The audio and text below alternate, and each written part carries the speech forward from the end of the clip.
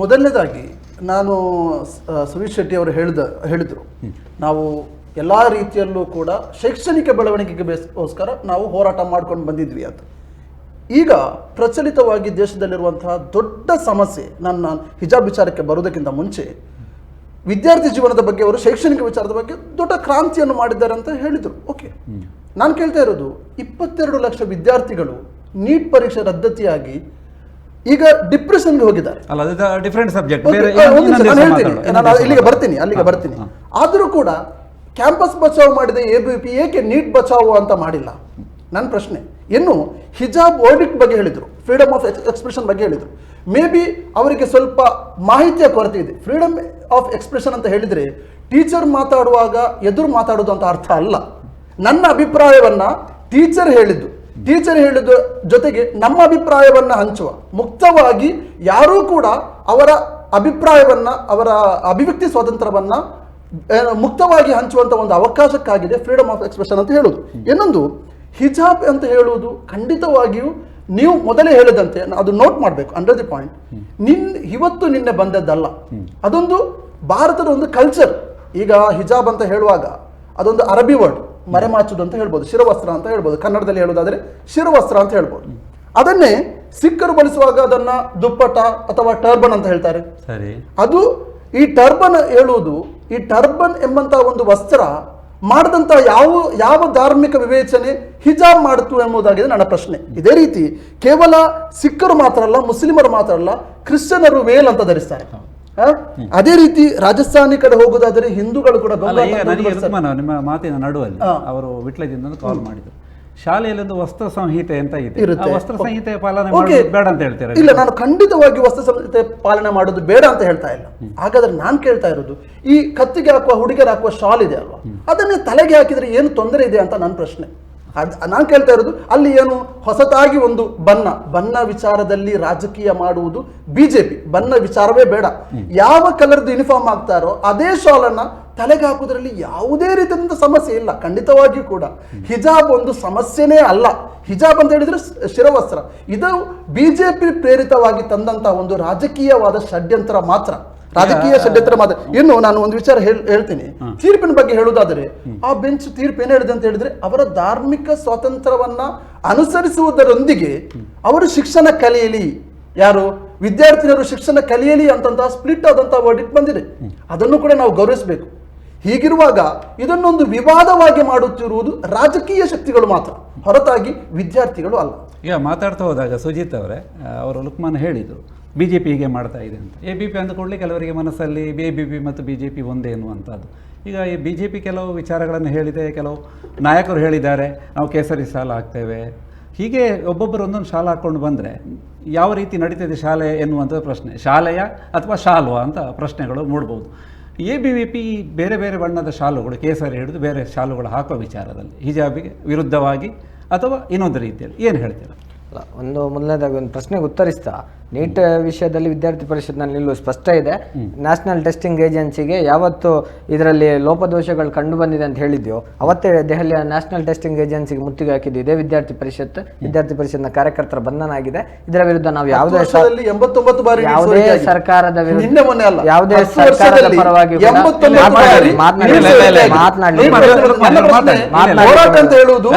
ಕೇಂದ್ರೀಕೃತ ಆಗಬಾರದು.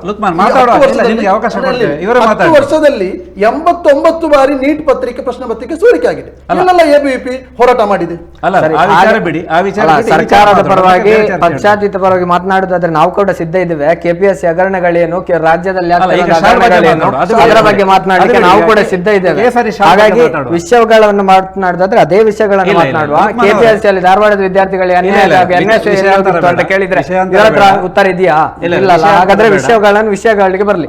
ವಿಷಯಕ್ಕೆ ಹೇಳಿ ನೀವೀಗ ಶಾಲೆಯ ಬಗ್ಗೆ ಹೇಳಿ. ಬೇರೆ ಬೇರೆ ಅಲ್ಲ, ಶಾಲಿನ ಬಗ್ಗೆ ವಿದ್ಯಾರ್ಥಿ ಪರಿಷತ್ನ ನಿಲುವು ಸ್ಪಷ್ಟ ಇದೆ. ನಾವುಗಳು ಈ ಹಿಂದೆ 3 ವರ್ಷದ ಹಿಂದೆ ಕೂಡ ಯಾವಾಗ ಹಿಜಾಬ್ ಕೇಸರಿ ಶಾಲ್ ವಿವಾದ ಆಯಿತು, ವಿದ್ಯಾರ್ಥಿ ಪರಿಷತ್ ಪ್ರೆಸ್ ನೋಟ್ ಅನ್ನ ರಿಲೀಸ್ ಮಾಡ್ತು. ಯಾವುದೇ ವಿದ್ಯಾರ್ಥಿಗಳು ಕೂಡ ಹಿಜಾಬ್ ಅಥವಾ ಕೇಸರಿ ಶಾಲ್ಗಳನ್ನ ಧರಿಸ್ಕೊಂಡು ಕಾಲೇಜ್ಗೆ ಬರುದೇ ತಪ್ಪು. ಅದು ಕೇಸರಿ ಶಾಲ್ಗಳಂತಲ್ಲ, ನೀವೇ ಹೇಳಿದ್ರಿ. ಈಗ ಬೇರೆ ಬೇರೆ ಬಣ್ಣದ ಶಾಲ್ಗಳಿದೆ. ನಾಳೆ ಕನ್ನಡದ ಅಭಿಮಾನ ಹೆಚ್ಚಾಗಿ ನಾಳೆ ಹುಡುಗರೇ ಕೇಸರಿ ಶಾಲ್ ಹಾಕಿ ಬಂದದ್ದು ಅದು ವಿರೋಧಿಸಿದ್ದು ಅಂತ ಹೇಳ್ಬೇಡಿ, ಎಲ್ಲೂ ಕೂಡ ವಿರೋಧಿಸಿಲ್ಲ, ರಾಜಕೀಯ ಪ್ರೇರಿತವಾಗಿ ಪ್ರಚೋದಿಸಿದ್ದು.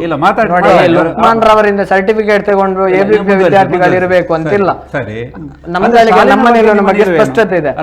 ಶಾಲಿನಲ್ಲಿ ನಾವು ಹೇಳ್ತಿರುವಂತದ್ದು ಈಗ ಕೇಸರಿ ಶಾಲ್ ಆಗಿರ್ಬೋದು, ಹಸಿರು ಬಣ್ಣದ ಶಾಲುಗಳಾಗಿರ್ಬೋದು, ಅಥವಾ ನಾಳೆ ಕನ್ನಡ ಕನ್ನಡದ ಅಭಿಮಾನ ನಂಗಿದೆ, ನಾನು ಕನ್ನಡ ಶಾಲ್ ಹಾಕೊಂಡು ದಿನಾಲು ಕಾಲೇಜ್ ಬರ್ತೀನಿ, ಅಥವಾ ರೈತರ ಬಗ್ಗೆ ಭಾರಿ ಅಭಿಮಾನ ಇದೆ ನಂಗೆ, ನಾನು ನಾಳೆ ರೈತರ ಶಾಲ್ ಹಾಕೊಂಡು ಬರ್ತೀನಿ. ಹಾಗಂತ ಹೇಳಿದ್ರೆ ಸಮವಸ್ತ್ರದ ಕಾನ್ಸೆಪ್ಟ್ಗೆ ಅರ್ಥ ಏನು ಅನ್ನುವಂಥದ್ದು ಕೇಳೋದು. ಬಡವ ಮತ್ತು ಬಲ್ಲಿದನ ಮಧ್ಯದಲ್ಲಿ ಯಾವುದೇ ರೀತಿಯಾದಂತ ಭೇದ ಭಾವ ಇರಬಾರ್ದು, ನಾನು ಹಿಂದೂ ಮುಸ್ಲಿಂ ಕ್ರೈಸ್ತ ಅನ್ನುವಂಥ ಭೇದ ಭಾವಗಳು ಇರಬಾರ್ದು ಅಂತ ಹೇಳಿಯೇ ಸಮವಸ್ತ್ರ ತಂದ್ರೆ, ಇವತ್ತು ನೀವುಗಳು ಒಂದು ಮತವನ್ನ ಒಂದು ಸಮುದಾಯವನ್ನ ಪ್ರತ್ಯೇಕ ಅವರು ಬೇರೆನೆ ಅಂತ ಹೇಳಿ ತೋರಿಸುವಂತ ಕೆಲಸವನ್ನ ಸರ್ಕಾರ ಮಾಡ್ತಿದೆ ಅಂತ ಹೇಳಿದ್ರೆ ಇದಕ್ಕಿಂತ ನಾಚಿಗೇಡಿನ ಸಂಗತಿ ಇನ್ನೊಂದಿಲ್ಲ.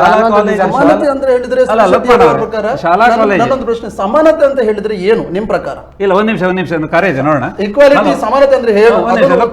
ಒಂದ್ ನಿಮಿಷ. ಹಲೋ, ನಮಸ್ತೆ. ನಮಸ್ಕಾರ. ನಾವು ಶಾಲಾ ಮಕ್ಕಳ ಮುಕ್ತ ಅವರ ಜೀವ ಅಂದ್ರೆ ಮುಗ್ಧರು, ಶಾಲಾ ಮಕ್ಕಳ ಅವರು ಮುಗ್ಧರು, ಅವರನ್ನು ನಾವು ಬೇರ್ಪಡಿಸಿದ್ದು, ಆ ಕೊಳದ ನೀರಿಗೆ ನಾವು ಕಲ್ಲು ಬಿಸಾಡಿ ಕೆಸರನ್ನು ಇದ್ ಮಾಡಿ ಹಾಳು ಮಾಡುದು ಅವೆಲ್ಲ ಬೇಡ. ಯಾಕೆಂದ್ರೆ ನಮ್ಮ ರಾಜ್ಯಕ್ಕೆ ನಮ್ಮೊಳಗೆ ಇರ್ಲಿ, ವಿದ್ಯಾರ್ಥಿಗಳನ್ನು ಅವರ ಮನಸ್ಸನ್ನು ಕಲುಷಿತ ಮಾಡುವಂತ ಕೆಲಸ ಆಗುದು ಬೇಡ. ಈಗ ಸ್ಕಾರ್ಪ್ ಧರಿಸಿಕೊಂಡು ಓಕೆ ಬರ್ತಾರೆ ಅಂತ ಹೇಳ್ತಾರೆ, ಓಕೆ ಶಾಲೆವರೆಗೆ ಬರ್ಲಿ, ಮತ್ತೆ ಯೂನಿಫಾರ್ಮ್ ಅಲ್ಲಿ ಇರ್ಲಿ ಮಕ್ಕಳು, ಪ್ರತಿಯೊಬ್ರು ಯೂನಿಫಾರ್ಮ್ ಅಲ್ಲಿ ಇದ್ರೆ ಒಳ್ಳೇದು. ಯಾಕೆಂದ್ರೆ ಅದೊಂದು ನೀತಿ ಆಯ್ತಾ. ಇನ್ನೊಂದು, ಈಗ ಅದು ಸುಪ್ರೀಂ ಕೋರ್ಟ್ ಅಲ್ಲಿ ಉಂಟು. ಸುಪ್ರೀಂ ಕೋರ್ಟ್ ಅಲ್ಲಿ ಇರುವಾಗ ತರಾತುರಿಯಲ್ಲಿ ಅದು ಮಾಡಿದ್ದು ರಾಜ್ಯ ಸರ್ಕಾರ ಮಾಡಿದ್ದು ಅದು ದೊಡ್ಡ ತಪ್ಪು ಆಯ್ತಾ.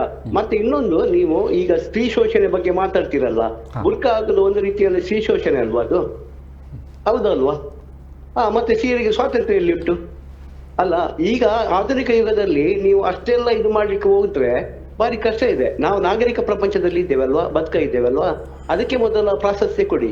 ನಿಮ್ಮ ಧರ್ಮ ನಿಮ್ಮ ಧರ್ಮಗಳನ್ನು ನಿಮ್ಮ ಮನೆಯ ಒಳಗೆ ಇಟ್ಬಿಡಿ ಆಯ್ತಾ. ಅದನ್ನು ಸಮಾಜಕ್ಕೆ ಹೇರುವಂತ ಕೆಲಸ ಯಾವ್ದು ಮಾಡಬೇಡಿ. ಯೂನಿಫಾರ್ಮ್ ಏನಿದೆ ಅದನ್ನು ನೀವೆಲ್ಲರೂ ಪಾಲಿಸ್ಬೇಕು ಅಂತ ನನ್ನದೊಂದು ಅಭಿಪ್ರಾಯ. ಧನ್ಯವಾದಗಳು ಕರೆ ಮಾಡಿದ್ದಕ್ಕೆ ಧನ್ಯವಾದಗಳು. ಈಗ ಎಬಿವಿಪಿಯ ಏನು ಮುಂದಿನ ಹೆಜ್ಜೆಗಳು ಏನು ಮಾಡ್ತೀರಾ? ಅಲ್ಲ, ನಮ್ಮ ಹೆಜ್ಜೆಗಳು ಸ್ಪಷ್ಟವಾಗಿದೆ. ಶಾಲಾ ಕಾಲೇಜಿನಲ್ಲಿ ಶೈಕ್ಷಣಿಕ ವಾತಾವರಣಗಳಿಗೆ ಯಾವುದೇ ರೀತಿಯಾದಂಥ ಅಡ್ಡಿ ಆತಂಕಗಳನ್ನು ಬರಬಾರ್ದು. ಸರ್ಕಾರ ಇಂಥ ಒಂದು ಓಲೈಕೆಯ ಕಾರಣಕ್ಕಾಗಿ ಇಂಥ ಚಟುವಟಿಕೆಗಳನ್ನು ಮಾಡಬಾರ್ದು.